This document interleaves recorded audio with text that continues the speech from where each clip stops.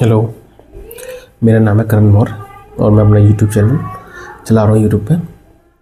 तो अभी तक मैंने जो पॉइंट डिस्कस किए हैं वो ट्रांसमिशन एंड डिस्ट्रीब्यूशन में। तो पहले ट्रांसमिशन किया, फिर वोल्टेज वेरिएशन कितना अलाउड है, और ट्रांसमिशन में ये बताया कौन कौन से टर्म्स आपको देखने को मिलेंगे। और मैंने आपको ये भी बताया था कि ट्रांसमिशन किन किन सिस्टम से होता है, जैसे DC system, single phase AC system, single phase two phase AC system, और ऐसे थ्री वायर सिस्टम। ये सारे सिस्टम मैंने आपको बताया और विद एब्रीविएशन, और साथ में फिगर बना के बताया कि ऐसे ऐसे क्वेश्चन फंस सकता है। चलिए यहाँ तक ठीक था, लेकिन मैंने क्वेश्चन लास्ट वीडियो में बोला था कि मैं बताऊंगा कि वोल्टेज के क्या इफेक्ट है ट्रांसमिशन एफिशिएंसी पे। तो ये जानना बहुत ज़रूरी है।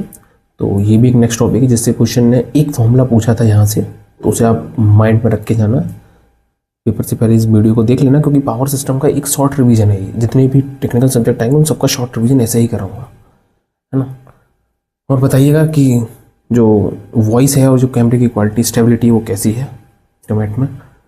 तो चलिए शुरू करते हैं। तो पहला मैं टॉपिक बता रहा हूँ आपको, effect of voltage on transmission efficiency. ठीक है, effect of voltage on transmission efficiency, है ना। अब देखिएगा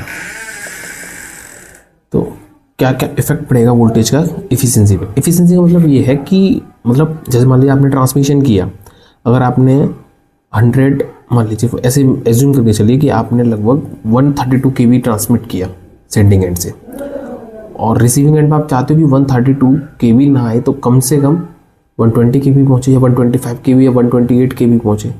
अब ऐसा ना हो कि 132 आपने kV ट्रांसमिट किया और पता चले वहाँ पहुँच रहा है 60, समझ रहे हो, 60 kV। तो ये गलत है, क्योंकि वोल्टेज ड्रॉप होगा भाई, ये कंफर्म है। जब लाइन इतनी दूर से इतनी दूर तक ट्रैवल करके जाएगी तो वोल्टेज ड्रॉप तो होगा। तो यही चीज़ देखी जाती है कि जब हम वोल्टेज को ट्रांसमिट करें सेंडिंग एंड से और रिसीविंग एंड तक पहुँचाएँ, तो लाइन की एफिशिएंसी मेंटेन रहे, वोल्टेज ड्रॉप ज़्यादा ना हो। इन्हीं को आप लाइन लॉसेस अगर ज़्यादा है मान लो ट्रांसमिशन के दौरान, तो एफिशिएंसी गिर जाएगी लाइन की। इसीलिए आपको मैंने बताया था कि सेंडिंग एंड पे हमेशा ट्रांसमिशन हाई वोल्टेज पे किया जाता है। रीज़न है क्यों, देखना अभी।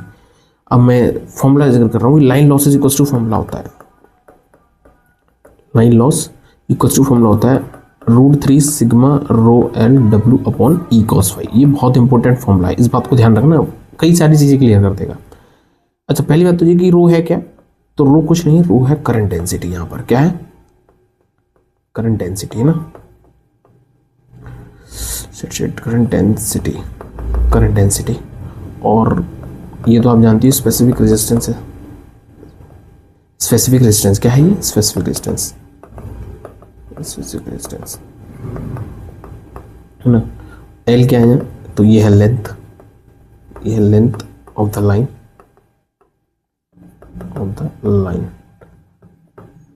अच्छा W यहाँ क्या है, W पावर ट्रांसमिटेड,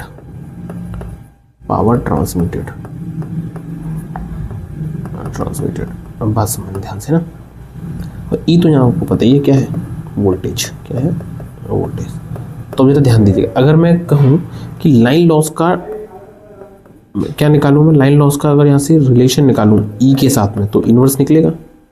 इनवर्स का मतलब ये है कि अगर मान लो वोल्टेज आप बढ़ाते हो तो लाइन लॉस कम हो जाएंगे। क्या हो जाएंगे, लाइन लॉस कम। इसलिए कहते हैं कि सेंडिंग एंड पे हमेशा वोल्टेज ज़्यादा सेंड करें आप, जिससे कि लाइन में होने वाली लॉस कम हो जाए। पहला पॉइंट याद रखना, ये पूछा है पेपर में, इसीलिए क्वेश्चन ने पूछा कि लाइन लॉस इक्वल टू क्या फॉर्मूला होता है, तो आपको फॉर्मूला पता हो। और क्वेश्चन में ये तो बहुत बार जिक्र हुआ है कि ये बताइए वोल्टेज बढ़ाने पर लाइन के लॉस क्या होते हैं, रिड्यूस होते हैं।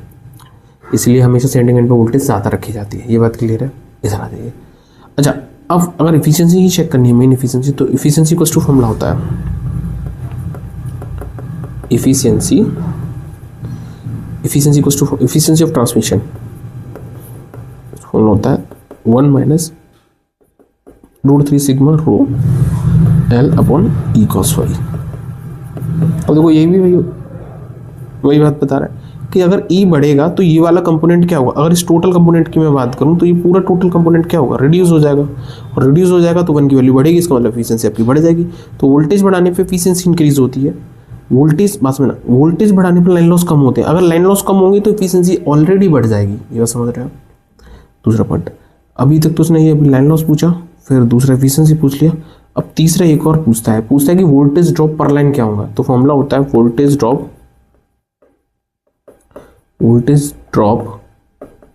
पर लाइन। ये क्वेश्चन पूछा है, होता है सिग्मा रो एल। अच्छा मुझे एक बात बताइए, यहाँ एल जो है लेंथ वो कांस्टेंट है ना, वो तो कभी बदलेगी नहीं, जो एक बार लाइन बिछ गई वो तो बिछ गई ना भाई। वो तो रो क्या है, ये आपका मटेरियल पे डिपेंड करता है, और मटेरियल जिससे बनी है लाइन, वो क्या मटेरियल चेंज हो सकता है? नहीं हो सकता। और सिग्मा क्या है, करंट डेंसिटी कभी नहीं बदलेगी, करंट डेंसिटी है ना, क्योंकि अगर आप देखेंगे तो ये एक्चुअल में फिक्स्ड स्ट्रक्चर से रिलेटेड है ये तीनों पैरामीटर। इसीलिए क्वेश्चन में पूछता है कि बताइए वोल्टेज ड्रॉप पर लाइन कैसे होते हैं, कांस्टेंट होते हैं ड्यूरिंग द ट्रांसमिशन। क्या होते हैं? कांस्टेंट। ये क्वेश्चन पूछा है पावर ग्रिडर में, ये क्वेश्चन मेरे पीजीसीएल के डीटी एग्जाम में आया था कि वोल्टेज ड्रॉप पर लाइन कैसे रहते हैं, कांस्टेंट। क्यों? क्योंकि फॉर्मूला पूछे तो कह नहीं सकते, लेकिन ये पूछा है कि वोल्टेज ड्रॉप पर लाइन में होने वाले ट्रांसमिशन के दौरान में क्या होते हैं, कांस्टेंट। अच्छा ये जो पैरामीटर ये फिक्स स्ट्रक्चर बेस है, इसलिए ये सब कांस्टेंट है, ये कभी नहीं बदलने वाले आपके, बस समझ रहे ना। लेंथ है मटेरियल की, मटेरियल नहीं बदलेगा, करंट डेंसिटी नहीं बदलेगी, ये कभी चेंज होंगे ही नहीं। तो जाहिर सी बात है वोल्टेज ड्रॉप पर लाइन कभी भी चेंज नहीं होगा, ये हमेशा कांस्टेंट रहेगा।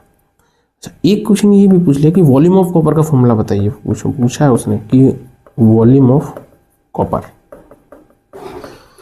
कुछ नहीं, जैसे यहाँ देखो √3 है, यहाँ √3 होता है, बस यहाँ WL होता है और अपन ई सिग्मा कॉस फाई हो जाता है, सिग्मा नीचे आ जाता है बस, और कुछ नहीं है, करंट डेंसिटी नीचे आ जाती है। अब वही कि अगर मान लो वोल्टेज बढ़ाते तो लगने वाले वॉल्यूम कॉपर का मान कम हो जाता है, ये क्वेश्चन पूछा है, ये भी क्वेश्चन पूछा है एक बार, पता क्या, अगर वोल्टेज आप बढ़ाते हो तो लगने वाली वॉल्यूम कॉपर का मान क्या हो जाता है, कम हो जाता है, बस समझ रहे हो। तो ये क्वेश्चन पूछा है कि अगर आप वोल्टेज इंक्रीज करके भेज रहे हो ना, और वोल्टेज इंक्रीज करके भेज रहे हो तो जो कॉपर कंडक्टर यूज होना है, या सॉरी जो एल्यूमिनियम कंडक्टर यूज होना है वो क्या होगा, कम यूज होगा। समझना, एफिशिएंसी ज़्यादा हो जाएगी ना लाइन की, इसीलिए तो लगने वाला जो आपका कॉपर है या फिर एल्यूमिनियम है वो क्या हो जाएगा, कम हो जाएगा, क्योंकि वोल्टेज बढ़ाने पर वॉल्यूम ऑफ कॉपर गिरता है। ये बात क्वेश्चन पूछा है कि volume of copper decreases when voltage increases. तो जब भी वोल्टेज इंक्रीज होता है तो ये चीज़ रिड्यूस होती है। तो मैंने ये भी जिक्र कर दिया कि effect of voltage on transmission efficiency क्या है। आज की वीडियो के लिए इतना ही, और आप चैनल को सब्सक्राइब और लाइक दोनों कर लीजिए, क्योंकि आप अगर चैनल को सब्सक्राइब नहीं करेंगे तो जो नोटिफिकेशन में डाल रहा हूँ पर डे वो नहीं आपको रिसीव होंगे। इसीलिए चलिए बताना, और वीडियो कैसी बन रही हैं तो कम से कम कमेंट करके ये तो बता ही सकते हो कि जो कंटेंट मैं भेज रहा हूँ चार्ट के माध्यम से कैसा है। अगर रही बात इसकी PDF की, अगर मान लीजिए जहाँ राइटिंग इशू मतलब है आपको और दिखने में थोड़ा सा कम है विजिबिलिटी, तो ये सारी PDFs आपको मैं टेलीग्राम चैनल पर दे दूँगा। मैं पिन कर दूँगा टेलीग्राम चैनल पर अपना लिंक, आप उसे ज्वाइन कर लीजिएगा। जितनी भी मैं PDF पढ़ा रहा हूँ, जो भी मैंने चार्ट्स बनाए उन सबकी PDF एक एक करके मैं डाल दूँगा। तो आप चैनल को सब्सक्राइब कर लीजिए और वीडियो को लाइक कर दीजिएगा। ठीक है, आज के लिए इतना ही। Thank you for watching.